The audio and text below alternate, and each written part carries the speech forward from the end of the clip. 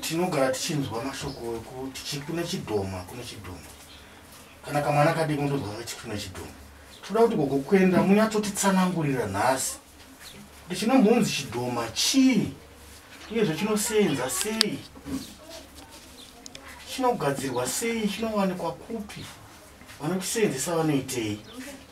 Saka tingatanga zvedu kuti munyatsotitsanangurira kuti chidhoma chinombova chii.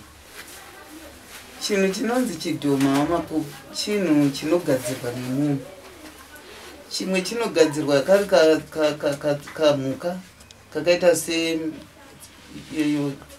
kitsi.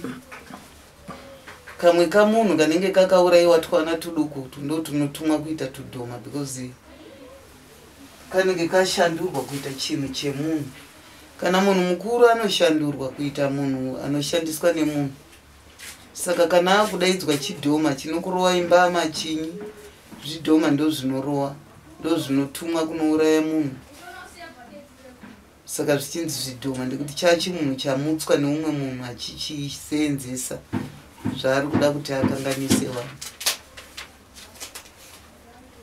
Achisi chinhu chinotengwa munhu anenge atourayiwa oiswa mweya wake pamhuka kana pakitsi kana paimbwa. Tumbwa twacho tunoonekwa usiku, hatuonekwi masikati.